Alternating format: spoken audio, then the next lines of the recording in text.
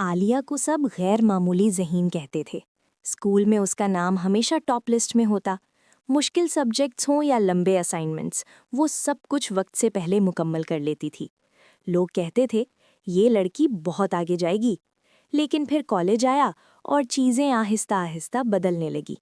وہی عالیہ جو لیکچر میں سب سے آگے بیٹھتی تھی، اب پچھلی بینچ پر خاموش بیٹھی رہتی۔ نوٹس خالی رہتے، دل بوجھل رہتا اور فون اس کے ہاتھ سے چھوٹتا ہی نہیں تھا۔ رزلٹس آئے تو سب حیران رہ گئے۔ گریڈز گر چکے تھے، کنسنٹریشن ختم ہو چکی تھی۔ لوگوں نے کہنا شروع کر دیا، اتنی قابل تھی مگر بگڑ گئی، شاید اب اس کا دل نہیں پڑھائی میں۔ لیکن کسی کو یہ نہیں معلوم تھا کہ عالیہ کا مسئلہ دماغ کا نہیں تھا۔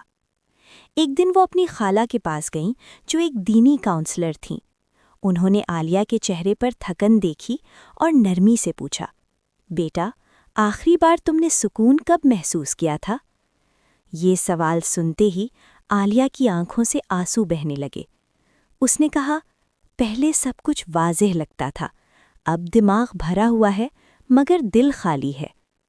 خالہ نے کہا، تمہارا ذہن کمزور نہیں ہوا، تمہارا دل نظر انداز ہو گیا ہے۔ جب دل اللہ سے دور ہو جاتا ہے تو ذہن بھی بکھرنے لگتا ہے۔ فوکس صرف پلاننگ سے نہیں آتا، وہ اندر کے سکون سے آتا ہے۔ انہوں نے سمجھایا، اسلام میں انسان صرف برین نہیں ہے، وہ دل، نفس اور عقل کا مجموعہ ہے۔ جب ایک حصہ بھوکا رہ جائے تو باقی بھی کمزور ہو جاتے ہیں۔ عالیہ خاموشی سے سنتی رہیں۔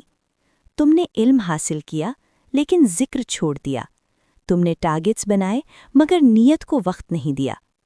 یہ باتیں سخت نہیں تھیں مگر سچی تھیں۔ اسی دن عالیہ نے ایک چھوٹا سا فیصلہ کیا۔ سب کچھ ایک ساتھ نہیں بدلا، بس ایک نماز سے دوبارہ آغاز کیا۔ پھر آہستہ آہستہ قرآن کی چند آیات، تھوڑی شکر گزاری اور سونے سے پہلے چند منٹ خاموشی۔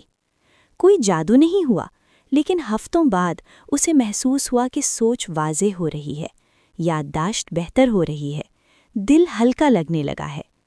گریڈز بعد میں بہتر ہوئے، لیکن سب سے پہلے اس کا اندر ٹھیک ہوا۔